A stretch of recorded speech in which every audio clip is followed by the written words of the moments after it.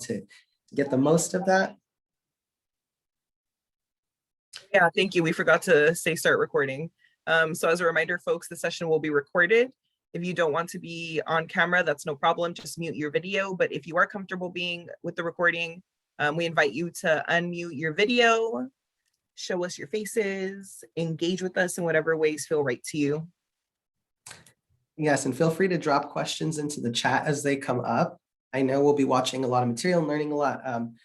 So feel free to just drop those questions in the chat. Amanda is going to be giving those back to us at the end, and we will have time to dive into them. But we Yes, and actually before really encourage that. Yes, really encourage the questions. And before we actually jump in, we are going to pass the floor to Amanda for some housekeeping stuff.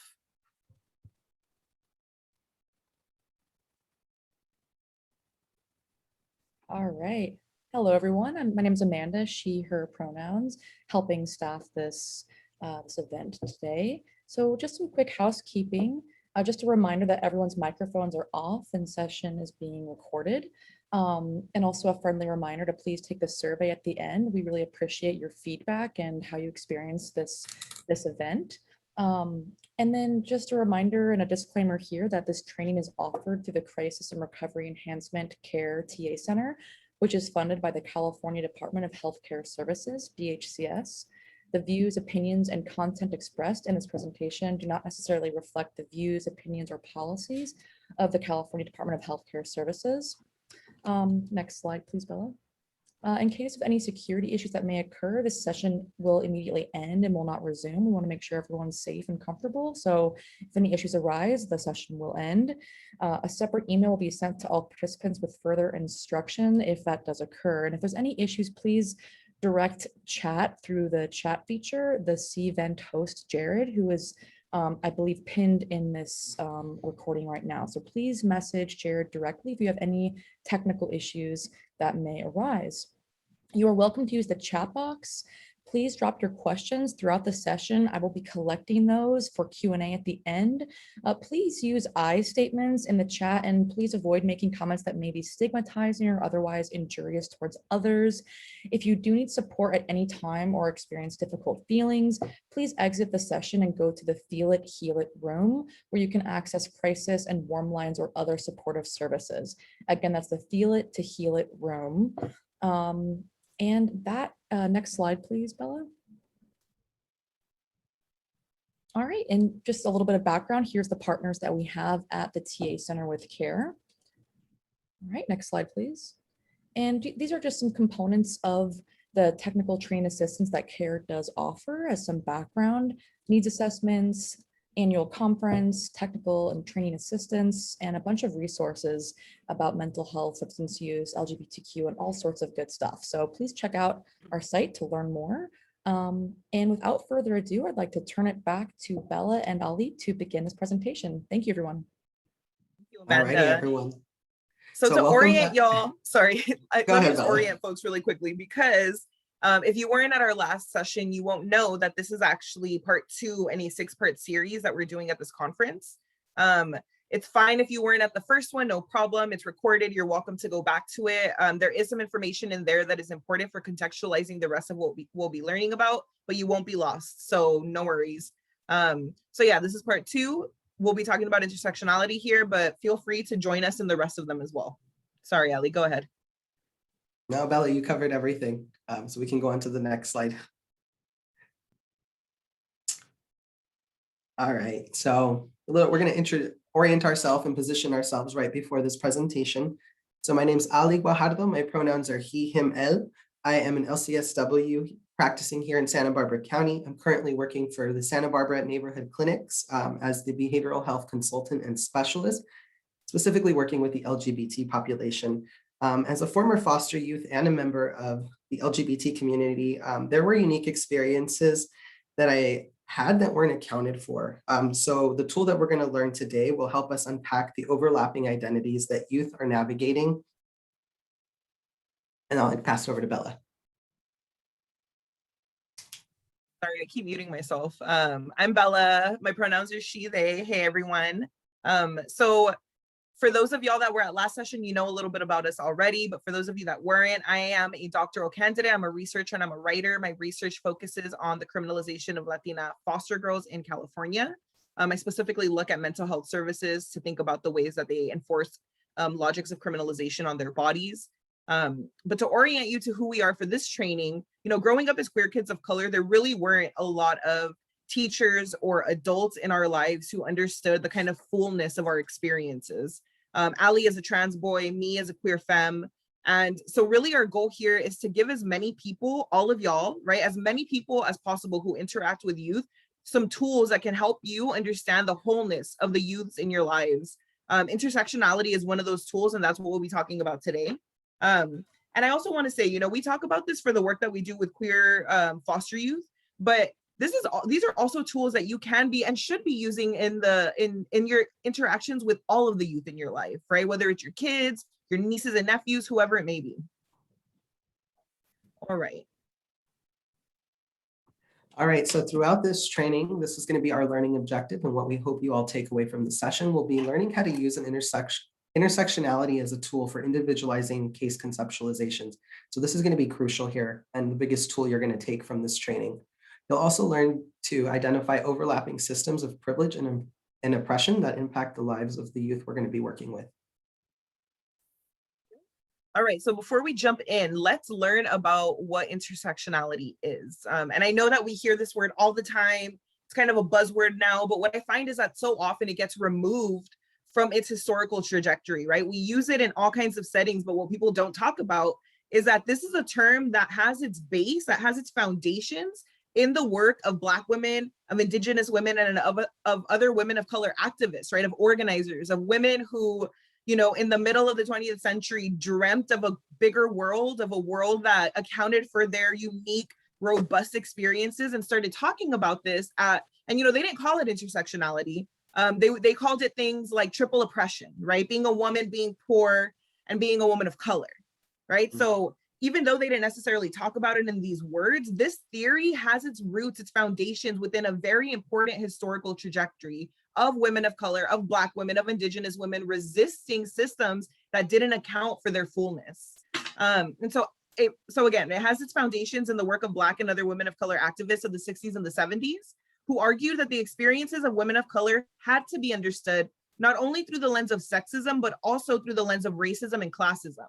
Because for women of color, racialization and sexism happen simultaneously. These are not separate processes. It was officially introduced to academia by Black legal scholar and feminist Kimberle Crenshaw, who is pictured here.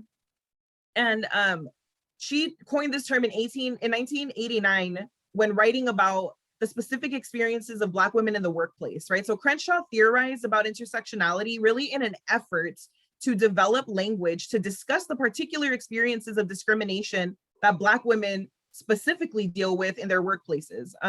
She argued that anti-discrimination laws fell short in their protection of Black women because these policies viewed the victims of sexism as white women and the victims of racism as Black men, right? So the argument would be made then that a company couldn't possibly be sexist because they employed white women, or they couldn't possibly be racist because they employed Black men.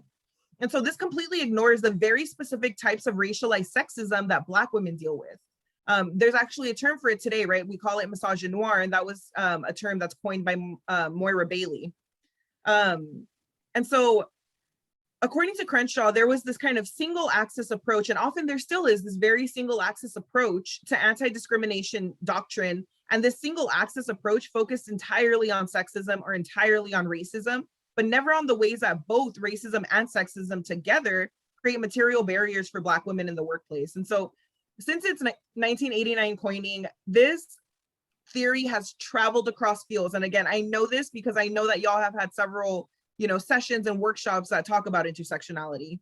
And so to help us understand the ways that power really collides and interacts in the lives of people of color, really of marginalized folks, we're gonna watch this cute little video. Today we hear the call for full equality for women and distinctly for women of color from a multiplicity of perspectives. Intersectionality is a term we often hear, but what does it mean? Kimberle Crenshaw, who coined the term in 1989, explains it with a metaphor. Consider an intersection made up of many roads. The roads are the structures of race, gender, gender identity, class, sexuality, disability, and the traffic running through those roads are the practices and policies that discriminate against people. Now, if an accident happens, it can be caused by cars traveling from any number of directions, and sometimes from all of them. So if a Black woman is harmed because she is in an intersection, her injury could result from discrimination from any or all directions. Intersectionality in all discussions of the rights of African American women today is built on the work of previous generations who have always been a part of the fight for full equality. Sojourner Truth escaped slavery in 1827 and became one of the most powerful women's rights activists of her time. She emphasized her identity as both African American and woman in her famous Ain't I a Woman speech at the Women's Convention in 1851. In 1893, Anna Julia Cooper addressed the World Congress of Representative Women, saying, "The white woman could at least plead for her own emancipation. The Black woman, doubly enslaved, could but suffer and struggle and be silent." They demanded recognition of both the femaleness and Blackness of African American women in the struggle for political and social advancement. In 1951, the Sojourners for Truth put a call out to Negro women to convene in Washington, D.C. for a Sojourn for Truth and Justice. 132 women from 14 states responded. During the Sojourners' last Eastern Seaboard Conference, they discussed the organizational tenets of fighting against triple oppression facing working-class Black women of racism, sexism, and classism. Their efforts were a precursor to the Black freedom activism of the Black Power era and the Black feminist movement. Named for a raid led by Harriet Tubman, which freed more than 750 slaves, the Combahee River Collective was founded in 1974 by a group of self-identified queer Black feminists. Their Combahee River Collective statement was one of the earliest explorations of the intersection of multiple oppressions to include sexuality. They stated, "Our politics initially sprang from the shared belief that Black women are inherently valuable." The words and actions of these leaders continue to contribute to today's discussion around intersectionality, feminism, and civil rights that demand equality and inclusion for all. When we look at intersectionality as this framework, Can we go back? Sorry, can we go back? Yeah. Oh, right, because I didn't read this. So really, the theory and the discursive tool that helps us understand institutionalized racism and sexism and argues that various social identities, including race, sex, gender, sexual orientation, class, ability, amongst others, overlap and intersect to create distinct experiences with privilege and oppression. And so one thing I want to say here is that we say that this is the tool you're going to be walking away with because this is the tool that you can use, and it's going to be key to individualizing your treatment or approach that you may take on with the youth. So not making assumptions, and again, understanding that what worked for one, specific group is not going to work for others. And when I think of this, Isabella, I think of my experience as a queer youth growing up in foster care, where at 15 years old, I was put into therapy because I was gay. And so there had to have been something wrong. And the therapist came in, and her lens and what she wanted to focus on in treatment was specifically, why are you gay? Why are you gay? Right? And she wasn't understanding that as a foster youth, I was navigating being part of a foster culture. I was navigating living in a town or a city where being Latino meant something different. It meant you were going to be oppressed, you were going to be judged, navigating poverty. And so again, this therapist coming in with just the lens of, I need to fix the sexual orientation of this person, didn't allow for the exploration of other parts of my life. And so this is why I say when we're working with youth, we really need to be taking an intersectional lens, looking at all layers of their life, race, class, gender, sexuality, religion. And far too often in treatment for LGBT youth, there's this idea that religion is not something we need to focus on. Well, I also grew up Catholic, and so I was also navigating, how do I align with my religion when I'm queer, when I'm different? And so intersectionality is so, so important to individualizing approaches. And I will pass it back to you, Bella. Yes, this is for youth, but also really for anybody that we're working with, right? None of us come to the place where we are through this kind of single access approach, right? We are an amalgamation of all of our experiences, right? And for a lot of us, this means experiences with marginalization, right? With oppression and with privilege. And so as a framework and a tool, intersectionality is actually really powerful for all of the work that you do. And so when we look at what this actually, when we apply an intersectional lens in practice, right? When we actually use it to think about the experiences of queer BIPOC foster youth, one of the really kind of glaring inequities that stands out to us is that we find that these kids are criminalized, right? They're disciplined, they're pathologized at disproportionate rates. And I want to read us the definition that we operate from of criminalization. This was a definition that was developed by the Prison Activist Resource Center. And it says that criminalization is not only simply the creation of new laws and punishments, but it includes also socially defining certain practices or ways of. We understand the criminalization of youth to be not only legislation to restrict the rights and activities of young people, but a web of cultural impressions, practices, and myths through which youth generally, and especially youth of color, come to be viewed as generally criminal by dominant culture. And before we really kind of jump into this question that we have here and unpacking this definition, I really want to ground us in this. And I want to emphasize that when we discuss criminalization, like this says, right, we're really not only talking about incarceration and probation. We're also referring to the ways that kids are disciplined in schools or in community spaces, in public spaces, because of their queer racialized bodies mark them as somehow threatening. And so when you reflect on this definition and this question, we really want you to think beyond incarceration and probation. And so the question here is, what does it mean to socially define certain practices or ways of being as criminal? What examples can you think of? And I know that y'all have plenty of examples in the work that you do. Yeah, and so while you all reflect on this question, again, just thinking back to my own experience, I want to share a specific example where this happened. So at 18 years old, I was attending college and I had been given a scholarship by this very wealthy, nice, affluent white woman. And I needed work. So she had told me, come on over to my house and help me organize my office and I can pay you. So I went and did that.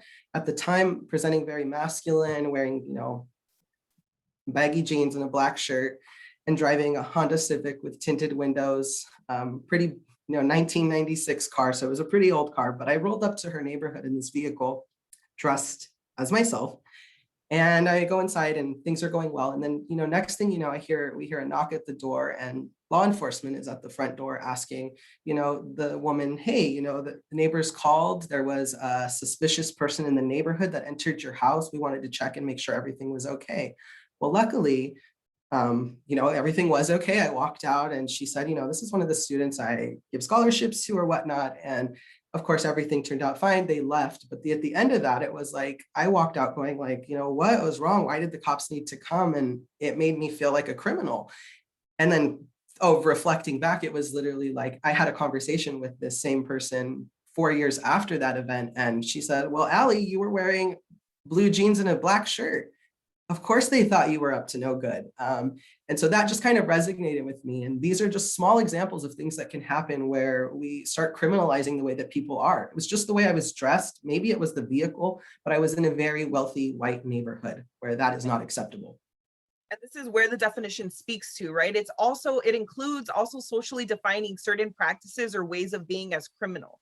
So these clothing on Allie's queer racialized body became a mark of criminalization, right? It became a justification. Well, of course they called Allie. You were dressed like this. They were concerned for me.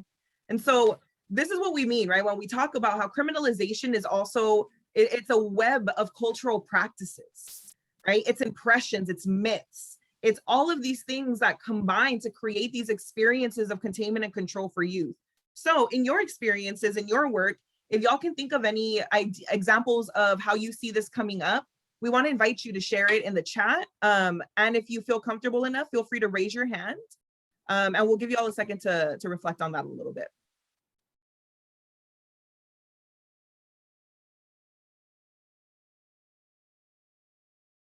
Any examples coming up? Anyone thinking? They can be even the smallest interactions that we see.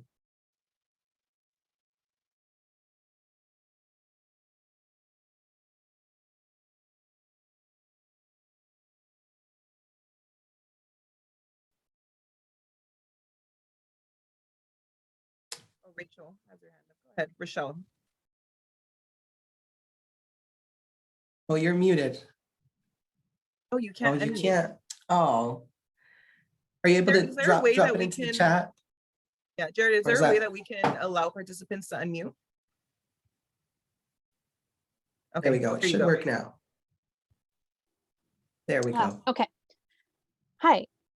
So I was thinking specifically about, I work with young people who've experienced trauma. And I think about my team in particularly tends to work with foster youth.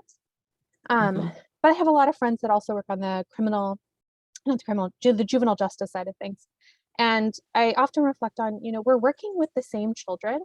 We just didn't work, my team isn't working with the ones that got in trouble because for whatever reason, their behaviors weren't externalized. Or, maybe they were a little whiter, or maybe they lived in a little bit better of a neighborhood. Or, maybe, like it's interesting because they are the same kid. I mean, they don't have exactly the same experience, but they have a lot of very similar experiences. And it's interesting that some sort of get shuffled to this one, sort of they are a problem, and the other one kind of gets shuffled over to this, well, their family's the problem. And the kids are okay kids, but something bad happened to them, versus this other side where these kids are doing bad things. It's like, no, back up. All the same kind of thing, guys. Right. And you know what? It's so interesting that you say that. In the research that I do, I talk with a lot of clinicians. And one of the things that constantly comes up is this kind of externalization versus internalization of behaviors, right? And so when kids of color externalize the behaviors that come as a result of navigating trauma, of, if they're in foster care, that come as a result of being removed from your community and your family, when they externalize their behaviors, it's all of a sudden the child is the problem. It's not the things that are happening around them. It's not the systems that are not seeing their fullness. It's the child. The child needs to be disciplined into propriety. And actually, this speaks directly into what Sam is saying. So when people perceive young kids of color as misbehaving or acting out, and a lot of times they're just engaging in normal kid behavior. And Ali, what this makes me think of is the young trans girl in New Jersey. Yeah. So there was another example where I was working with a trans youth, female, and she was, because of the laws and how things worked at that time, she was forced to live on the male side. So that kind of already sparked trauma there. However, the staff would often misgender her intentionally. They'd call her by her dead name. And so she'd come into therapy and we'd process this together. And so one day she is again being misgendered, all of that is going on in the house. And she happened to lash out at the staff. And instead of a discussion happening between staff and agency and talking about policy, it was a discussion of, okay, well, now she's going to have points taken away. She's going to have level green taken away, lose her private bedroom rights. And so again, it was just a response. I'm sorry, but anytime we are invalidated in any situation, the body and the brain's natural response is to be frustrated, to be irritated. And that's what happened to come out. But she was the one being criminalized, policed, having privileges taken away for something that was a natural response, instead of, again, the conversation being with staff and the fact that she was also in a male side. Yeah, so there's a lot of things that were happening in that situation, right? Where we can see that having these kind of big reactions is actually a very normal thing. All of us would have very big reactions to the things that these kids are navigating. But when they happen on the bodies of queer, racialized youth, they become a reason to discipline them. They become a reason to then, put into practice all of these things that ultimately funnel them into things like the criminal justice system, houselessness, and all of these other kind of really difficult life experiences. And so when we think about criminalization, when we apply this kind of intersectional approach to criminalization, right? All of the things that y'all have named absolutely happen, but one of the other major areas we see coming up is through schools. Right. Where do most youth spend most of their time, right? Their job is school.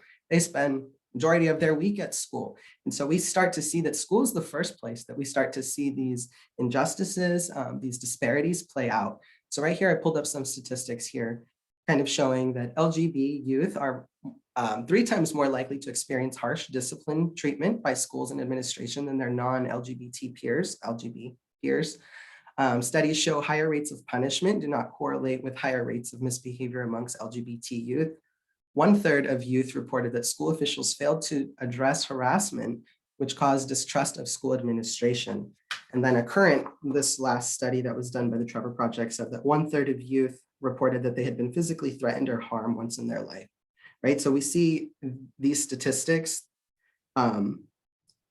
they obviously speak to the disparities and how they're being policed at different rates. Are LGBT youth more violent or aggressive than other cis folks? No, but they are definitely being policed at a different rate. So when I ask you guys to think about that, even as adults, who would want to spend every day in a place where you are feeling bullied, you're feeling policed, people are suspicious of you, and they don't trust you, nor do they take your complaints or the things that you're experiencing into consideration? So none of us would want to be in a place like that 5 times a week. It's harmful, and these invalidating environments do push LGBT youth to have higher rates of homelessness, right? When they don't graduate high school, I see the effects of that. We're going to see a lot more homelessness.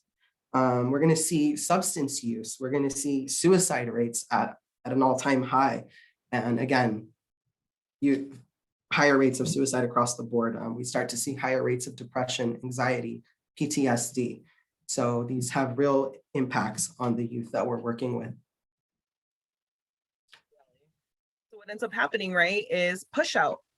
Queer kids, especially if they're queer kids of color, ends up getting pushed out of schools. I apologize for the complicatedness of the graphic.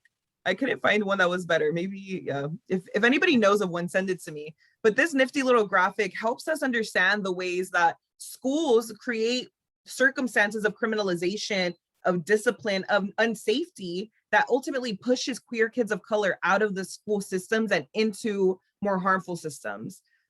So what this is telling us, right, is that it happens in these kind of 3 overarching areas. So in discipline, 0 tolerance means automatic punishment, and schools notify parents of disciplinary action. So when parents are notified, when a school person reports it to the family, they may out the queer kid, increasing risk of family rejection or violence. And many LGBT students run away from or are forced to leave their homes once their families find out about their sexual orientation and gender identity. Of course, this leads to being unhoused. School-based arrests, these policies that mandate direct police or criminal justice action directly push students into the pipeline. And this is, I think that when we think about incarceration and criminalization, right, that's where our minds go. It goes to arrest, and that's a very, very important component. But before they even have their first arrest, right, they've already had interactions with other figures of authority, with other adults in their lives that ultimately have already told them and have already shaped this narrative that they are to be disciplined, that they're inherently bad kids, that they're always doing something wrong. And I know we've all worked with kids that have this kind of internal narrative. And it's because the process of criminalization happens through these social interactions. Suspensions and expulsions, we already know, right? When kids, so LGBTQ youth are 1.4 times more likely to be expelled than straight youth. Black students are 3.5 times more likely, and Latino students are 1.5 times more likely to be expelled than white students. Again, this push out leads to very little opportunities. It pushes a lot of trans and queer kids into the informal sector, which means that the work that they're doing, like sex work, is work that is unregulated, criminalized, work that they get very little support for, right? Very few agencies take a harm reduction approach to sex work, right? It's a very criminalized field. So when we push kids out of this and we force them into informal sectors, we're literally forcing them into fields of work that are historically criminalized. And so there's a lot of other really nifty information in this. And this will be one of the resources that we include in our resource list in case you want to check it out. Yeah, and so again, right before we jump into the juvenile justice system, while we wrap up on the school system, I had this youth I'm working with recently come up that's a good example of this. So I'm working with a male trans youth who is 16 years old. And so I see him and his mom for therapy. And his mom comes to me one day and she's expressing, I have increased anxiety. My son is not doing well in school. He used to do good. Now he's talking about he doesn't want to go to college. I'm afraid he's not going to graduate. So mom's having anxiety about this. And then I go and speak with my client about it. And I ask, how's school going? And he's like, it's going okay, but yeah, I'm failing some class. As I begin to explore, he tells me that this is the classroom where he is being misgendered by the teacher. He has added his pronouns on Zoom and the teacher continues to disrespect that. And so he tells me like, so I'm like, oh, okay, so you're being misgendered in this classroom. Like, yeah, I can see how you don't want to show up. I can see how it's pushing you out, right? And so him and I had a discussion about, well, what can we do? How can we resolve this, right? I was ready to go into advocacy mode and just, let me talk to this teacher. But of course, I have to meet my youth where he's at. So I said, how do you want to go about this? And he's such a smart kid. He said, I think I can talk to them. And I was like, okay, well, if we can't, who can we talk to? Who can support you in this process? And he says, well, yeah, my mom, she usually supports me with these things. So I just saw him last week. And, mom was telling me things were getting better. She was really happy with the results of therapy. And so I meet with him just yesterday and we had a conversation and he tells me, like, yeah, I'm excited to be going to summer school because I have friends that respect my pronouns. And then he talked about, and I'm going to get reconnected with the teacher that respects my pronouns and has a safe space. And so it was just one of those, this is like one of those happy cases where it was like, okay, we nipped it in the bud real quick so that eventually this kid didn't start ditching school and then getting caught up in this system. And so that's just an example that comes to mind there. And I want to point us to the example that Sam dropped in the chat. So they said, I work with a young Latino boy. He was getting in trouble for not doing his work at school. After a conversation, I learned that the issue was that he was being bullied by white children and made fun of for being poor. The other issue was that he needed glasses and couldn't see the board, but was scared to tell others because he knew his parents couldn't afford glasses. So we see, right, the way that these kind of intersecting identities of his racialized identity, his class identity, create these circumstances where school is no longer a safe place for him, right? He's being bullied. He's getting in trouble for not being able to see the board, but he can't see the board because he can't afford glasses. And so we see the way that these intersecting experiences with privilege and oppression, right? These systems aren't making space for the needs of this child. And that ultimately pushes him out. Thank you, Sam, for that example. That's such a great example. That was a very solid example. All right, so switching gears here. So what happens once our youth actually do end up in the system, juvenile justice system, right? Well, this is a little infographic here to just kind of give you some statistics. But overall, we see an overrepresentation of LGBT youth in the juvenile justice system. 40% of incarcerated girls identified as LGB, and 85 to 90% of those youth incarcerated are youth of color. Wow. So now we're not only looking at sexual orientation and gender identity, but now we're actually including race. We see those statistics change. So 7 to 9% of youth nationwide identify as LGBT, yet they make up 20% of incarcerated youth.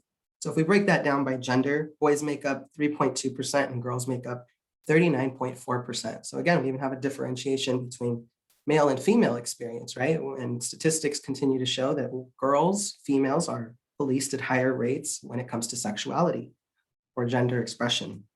And according to the Williams Institute, 50% of LGBT youth are at risk of being arrested or entering the juvenile justice system at any given point. But we can go on to the next slide if we want.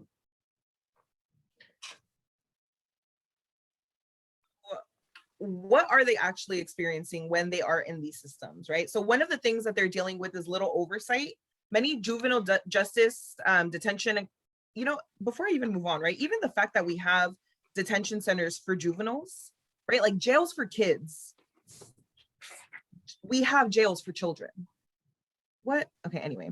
So many juvenile detention and correctional facilities in the juvenile justice system resemble prisons in their design and operation, with isolation cells, locked cell blocks, razor wire, and frequent use of restraints.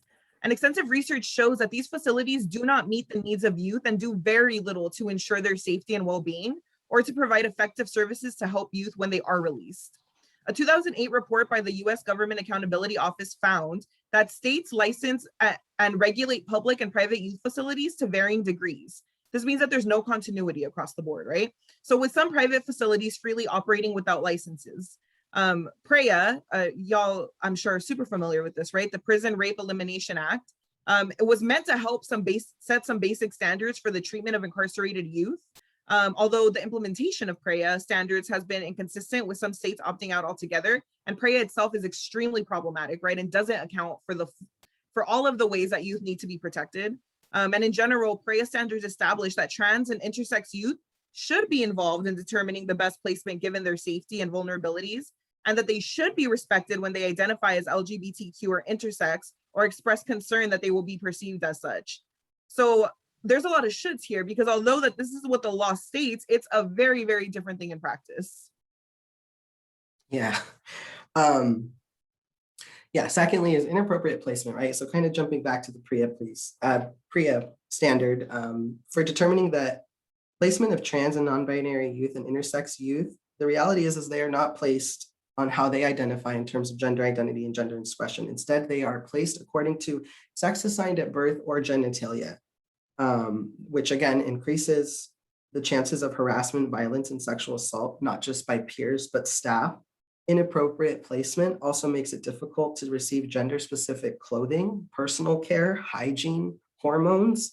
In 2017, 40 states in the United States were found to have lax standards permitting youth to dress and express themselves in accordance with their gender identity. Again, so here we have PREA saying, allow them to choose where they go and dress how they want, but yet 40 states in 2017 were found to not be in compliance with that. And again, this is what leads to increased depression, suicidal ideation. And again, we can see how this system increases those rates of suicide amongst youth. All right, so the next one here is going to be the lack of support, abuse and mistreatment, right? So 50% of the youth that are in the juvenile justice system reported that they'd been sexually assaulted by staff. And there are tons of statistics that show the violence by peers. These systems don't allow for supportive services, so there is a lack of that. In 2015, council and state government found that in many states, incarcerated youth did not receive the same access to education and vocational youth services as those who are in state facilities. So again, school to prison pipeline, and then from there. But LGBT youth may be outed in this process as well because of intake, and they may not be out to family, and law enforcement and correctional facilities will continue to out them, even knowing the harm that that does. And for many youth who are not supported in their primary family or their biological families, they have chosen family. These are resiliency factors, but prisons and jails also deny youth the right to have visitation with chosen family. There's inadequate healthcare in this system as well. Oftentimes they're forced to undergo conversion therapy. Now, this isn't so much in California as it is in other smaller states, but treatment that punishes them for expressing gender identity and gender expression. They're often told to undergo sex offender treatment based solely on the fact that they have a different gender identity than what we want them to have or what society thinks they should have. Medicare for trans folks is also another piece that gets missed. And oftentimes these juvenile justice professionals do not have an understanding of the medical needs of trans youth. So we see through the stats that we've offered here, through the conversations that we've had, but I think more importantly, right, through the work that y'all have done, there are so many examples that I am sure y'all can think to of the ways that the intersectional identities of these youth create specific experiences that mark them for criminalization, that mark them for containment, that mark them for discipline, and that mark them from push out from places like schools, right? And so what we want to wrap up with is a kind of case study. This is a youth that we both worked with in different capacities. I'm going to read out her story, and then Ali will ask y'all to think about what we should be considering. So Jessica is a 16-year-old undocumented girl. Her pronouns are she, her, who identifies as bisexual and lives in a local beach town. She lives in a one-bedroom apartment with her mother and two sisters. Jessica's mother works 40 to 50 hours a week doing various jobs in order to support her children. Jessica and her family migrated to the United States from Mexico when she was 8 to escape her physically abusive father.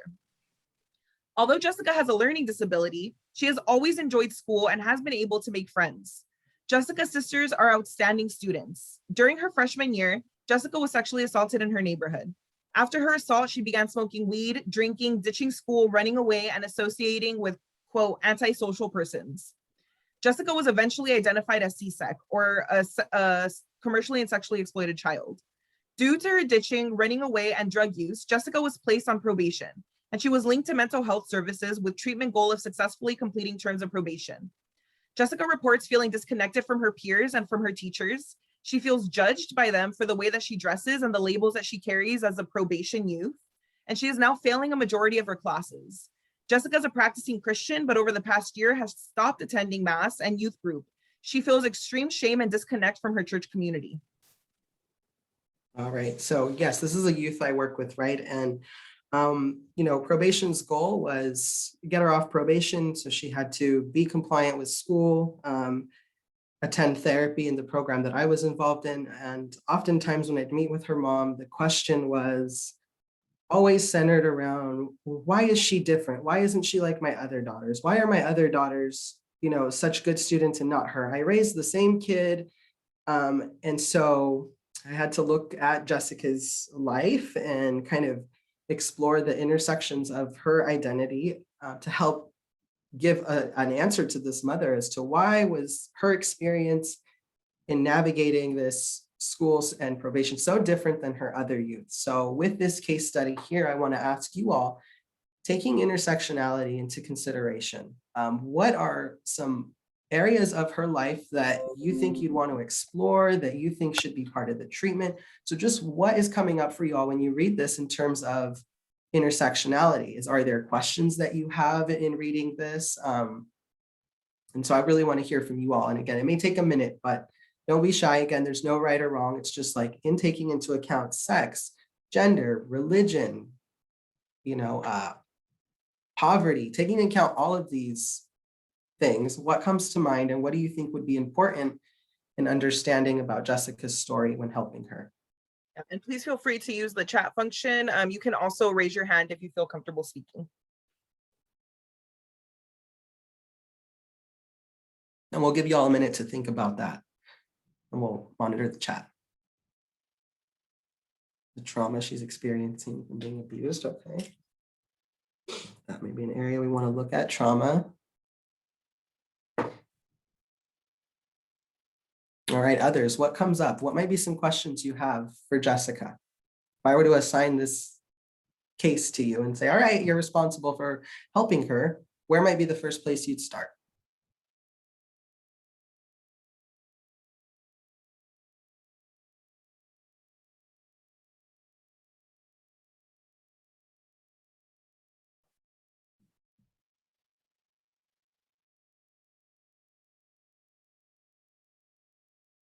Another question that comes to mind is like, what do you think might be some of the differences between her and her sister or sisters?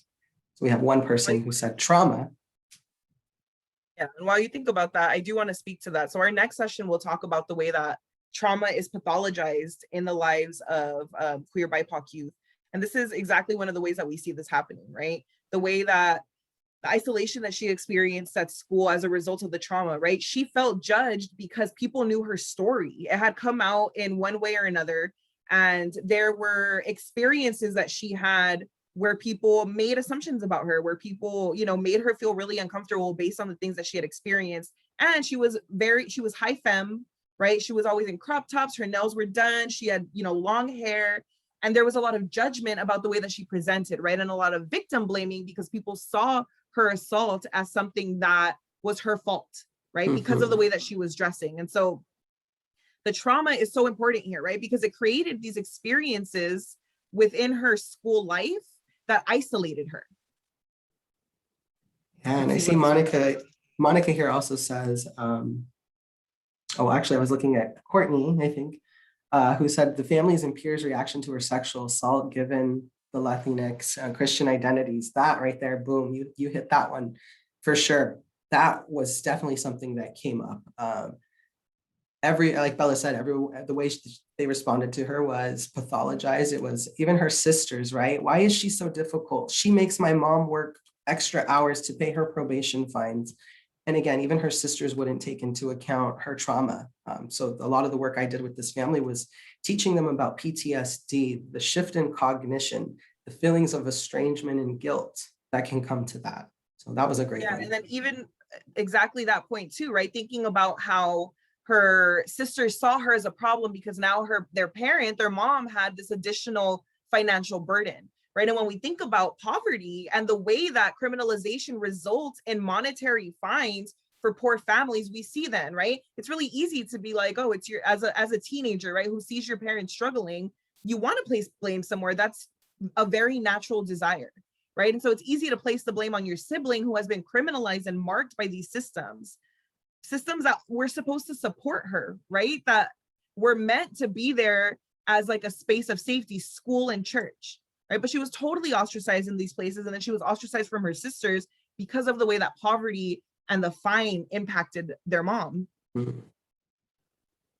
I also see Monica had said that, yeah, they'd want to know more, learning more about the family dynamic, right? We don't talk about that family dynamic of what it looked like between the siblings in this, but that's definitely something as a clinician, I sit here and go, I think I want to know a little bit more about this part. So that's a great one, Monica. Yeah, and also just thinking about the sisters, because the one before this is her mother's views about her compared to her sisters. And I want to extend this, right, to the school's views of her in comparison to her sisters, because the school also did this. Well, her sisters are doing great, right? Jessica had an IEP. So, you know, we would go to advocate with her during the IEP, and the conversation would so often be, you know, her sisters are doing great. Well, what's wrong with her? There are so many things, though, that Jessica was navigating that her sisters weren't, including colorism. Her sisters were extremely light-skinned Latina. She was a dark-skinned Latina. And so when she was in school, the way that teachers treated her was very, very, very different from the way that they treated her sisters. Her sisters were linked up with college counselors. They were linked up with people that helped them do their college applications. They were linked with resources that ultimately fed into their self-esteem, right? People saw, what's it called? Oh my God, I'm having a brain fart. I don't. Yeah, you know, they saw like that they could be something, right? They saw them as somebody that's worth investing in, and that boosted their self-esteem. People weren't doing the same thing for Jessica, right? People didn't make her feel like she was somebody they wanted to invest in. Yeah. And so there were a lot of things there in the differences with their sisters. Sorry, Ali, go ahead. No, I was just going to say, and even that taking into account geography, location, right? This youth was here in Santa Barbara County. And again, I've been working in Santa Barbara County for the last 6 years, and I can tell you in working with youth for the last 6 years, there is like this thing that exists here where the Latino and Latina youth I work with, Latinx youth, when they come forward, it's almost every time I had a Latinx youth on probation and I did an assessment about school, I can't tell you how many times I heard, and again, it varied based on skin color and class, how many times they said, by the time they hit middle school, people had stopped paying attention to them. And the theme that I saw around this was skin color. There is a lot of skin privilege that can happen in Santa Barbara. You know, I also work with clinicians that were born and raised here. And, you know, there is this like separation that happens of I'm not like them, I'm different. I went to school and I did this. So there's like these ways of holding oppression amongst minority groups as well. So yeah, that was something to take into account. Yeah, colorism is one of the major ways that we see that happening, right? So is class. We see the way that, you know, Latinos that have class access, Latinos that are light-skinned have very, very different experiences with criminalization. I grew up as a light-skinned middle-class Latina, and I did a lot of things that kids that were darker than me, kids that were poorer than me would have been arrested for, and I wasn't, right? And so we have to consider the ways that even amongst racialized identities, there are differences in the way that people experience the world because of the ways that their skin color is perceived, because of their class status, because of disabilities, if they're navigating that. Let me see, what else is in here? I think even, you know, not specific to this case study here, but again, in our last session, we talked about gender having an impact on lives. And I want to like complicate this a little bit, right? As growing up in the world as a brown, being perceived as a brown girl, a little brown girl, again, there was a lot of trauma I was navigating along with my two brothers who are 2 and 3 years younger than me. And they had very externalized behavior, right? They had that like, I will fight you. I had very internalized behaviors, the cutting, the attaching to unhealthy people. And so I moved through my school years kind of under the radar of all of this because I didn't have outward behavior. And so again, when I go to family events now, you know, I hear, oh, well, look at you, look at all that you've accomplished. Like, you know, your brothers didn't go to school and what's that about? And I always have to stop them and say, hold up. Like, I want you to know that my brothers navigated the world as boys. And so there was already labels slapped on them early on, where for me, it was like, oh, she's such a sweet little girl. She just needs help. And so even gender can play a role in like taking that intersectional lens and applying that is just as important. But had his behaviors been externalized, that behavior would have been very different. Because again, in the research that I'm doing, what I'm finding is that when clinicians are dealing with behaviors that are externalized versus internalized, the internalized behaviors get diagnoses like PTSD, depression, anxiety, but the externalized behaviors, all of these are symptoms of trauma, right? But the externalized behaviors get marked as oppositional, as defiant, as conduct disorder. We'll be talking about these diagnoses in the next session too, to think about how these externalized behaviors become reasons or justifications to criminalize youth who are traumatized. These are such great examples, y'all. Thank you so much for sharing this. We really appreciate it. There is a resource page for y'all. Please feel free to check it out. Ali, could you drop that in the chat? It's just, actually, I'll do it, no worries.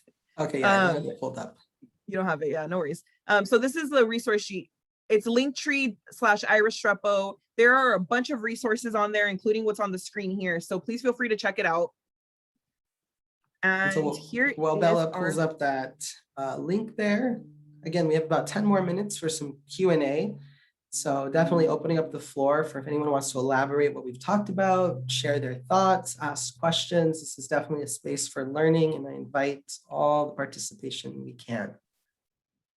While y'all are typing up your questions, I want to tell y'all a little bit about our next session. The next session that we'll be doing is going to be a deep dive into what criminalization and pathologization in the lives of queer BIPOC youth looks like. So we're going to talk about how youth are racialized. We're going to talk about how childhood is racialized. We're going to continue this conversation about pathologization to really unpack the way that diagnoses like oppositional defiant disorder and like conduct disorder ultimately mark kids for criminalization. Yes, and thanks everyone for dropping your input in the chat. Helps us all learn a little more.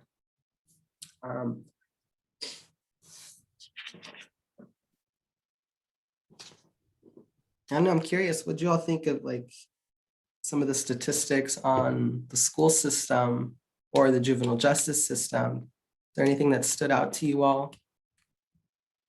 You can also add that in the chat or share. Oh, Emily, I don't know if you want to hear my answer to that. So the question is, as someone who lives in Texas and works with children in the foster care system all over the country, what do you think the first step to helping BIPOC queer youth is? If I had my little magic wand, you know, and I could create the world that I wanted to create tomorrow, my answer would be the abolition of the foster care system. Replacing it with systems that are based in community, that are based in the spaces that the youth come from, that are based in their cultures. But I don't have a magic wand, and I know that that's not going to happen overnight. So for me, this is part of the reason that we do this training, right? The trainings that we'll be doing tomorrow talk about tangible interventions and tangible things that you can do in the work that you're doing with youth. But the reality is that there isn't one thing that we can do.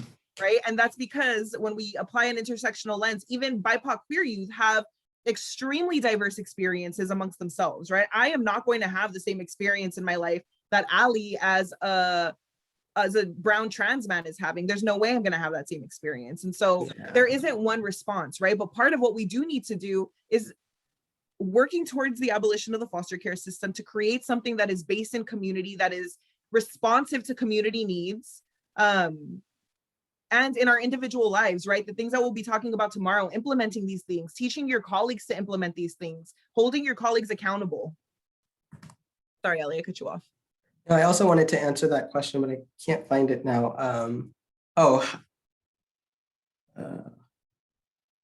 Yeah, what do you think the first step to helping BIPOC queer youth, right? And again, this is that whole piece of this presentation where I say, the tool that we give you here is intersectionality, and this is going to help you individualize your approach. Because like Bella said, well, there's lots of questions that come to my mind. Are they, you know, where do they identify on this spectrum of queer? And so this is where I encourage the exploration, whether if your role as a therapist is, you know, a biopsychosocial, where you're getting a comprehensive assessment, it is looking at the intersections of this person's identity.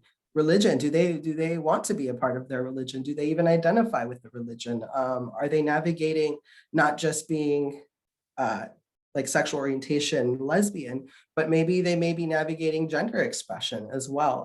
Are they navigating grief and loss? Are they dealing with, sexual trauma? And so again, I think I get a lot of questions after these trainings about, hey, do you have an intervention that I can use with the queer youth? And I'm going, again, there is not one tool I can give you. It is really taking an intersectional lens. Tell me a little bit about family. Tell me a little bit about friends. Tell me a little bit about all of these parts of your life. And then you as the clinician or the helper, or whoever you are in your role, are then going, okay, what do I need to do in this kid's life? Do I need to help them set up a support system? Because this queer youth, when I have queer youth that have family that's supportive, I'm working on very different things than I'm working on with the queer youth that has absolutely no family support. I'm dealing with poverty, homelessness, can't get a job versus family that's supportive, but maybe they're still struggling with some gender dysphoria around their chest. So it's the key to this is really taking the time to get to know that youth's story and coming from an intersectional lens, not having any assumptions about this person's life, and instead coming from a place of curiosity. That's the first step. Because like I said, when my therapy session with this therapist, it was, why are you gay? Why are you a lesbian? What happened to you? And if she had come from a place of exploring multiple layers of my life, tell me a little bit about what you like to do for fun, how you dress, what are your pronouns? I may have come to this realization of transgender identity at an earlier age, but there was no exploration of these things.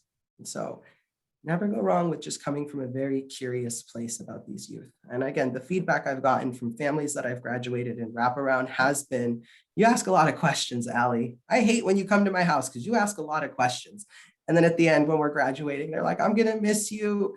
And I'm like, oh yeah, what about all those questions that you hated? And so many kids are like, yeah, but it showed you were interested in me, like you wanted to get to know me. So be very curious, don't make assumptions, and that's going to be the intervention. And so like Bella said, in the next sessions, we're going to get into the brain work, tapping into the neuroscience of therapy and how do we create resilience in these youth. So that will be the next 3 trainings that we have. And before, I know we have like 3 minutes, but I just really want to respond to this. How can we help LGBT BIPOC foster youth come to understand the systems of oppression they're going to interact with, and do so as safely as possible without putting the onus of making others comfortable on the youth? This is such a good question, and thank you for framing it in the way that you framed it, because so often when we are working with queer BIPOC youth, right, and Ali says this all the time, right, the question is, how do we fix them? But it's not them that needs to be fixed, right? They are fine. They may need support with navigating trauma and with dealing with things that, have come up for them. But in terms of their gender and sexuality, it is our role to create a space where they can explore it, right? And so the onus of making youth comfortable of making other people comfortable really shouldn't be on them. I wish that's the world that we lived in, right? Unfortunately, we do live in a world where we at least have to teach them coping mechanisms to deal with the way that people are going to respond to them, because the world is not a safe place. But in terms of how do we teach them, psychoeducation has been one of the most powerful tools that I have found in working with youth.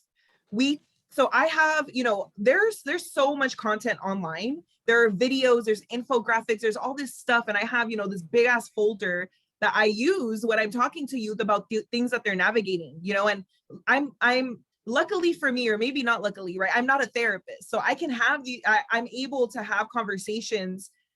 And like when I'm meeting with you, to have conversations about the systems that they're navigating, right? We pull up videos, and therapists could actually do this too, but we pull up videos, we talk about infographics. If there's something that is actively coming up in their lives, we use some kind of cultural material to talk about it. And this helps so much, and it helps in so many ways. First of all, it helps with understanding what it is that they're navigating. It helps depersonalize that process, right? Because so often we internalize this. What's wrong with me? Why am I being targeted in this way? Why am I seen as bad? So linking them to this kind of, to the larger picture, right? To the orienting them to like the larger systemic issue that they're navigating helps to depersonalize that, whatever it is that they're dealing with, right? And depersonalizing it really can help bring down the kind of pain that it causes. It's not going to fix it, of course, but having the language to be able to name what it is that they're navigating is such an incredible tool for healing. All right, anything else that we want? We're just at time, but again, we encourage everyone, we have to hand it over to Amanda. We totally forgot. Saw you. Sorry, Amanda. No worries. Virtual round of applause for Bella and Ali. Thank you so much for sharing all that information, and everyone for your questions and your attendance. Friendly reminder to please take the survey if you could at the end. We really appreciate your feedback and we're always looking to improve. I'm now putting in the chat information about how the recordings will be available within the next 24 hours and will be available for really another year from now until July 2022. So plenty of time to go back and review and see this content. And we have more sessions coming up, so please check out the website as well to see more information about the agenda and upcoming sessions, and more information about on the screen here on more sessions that Bella and Ali are doing. So thank you so much. Thank you, everyone. Enjoy the rest of the trainings. Thank you, Jared, our tech person extraordinaire. Thank you, Jared. Yeah, thanks, Jared. Yeah, Thank you all for the y'all. participation. All right.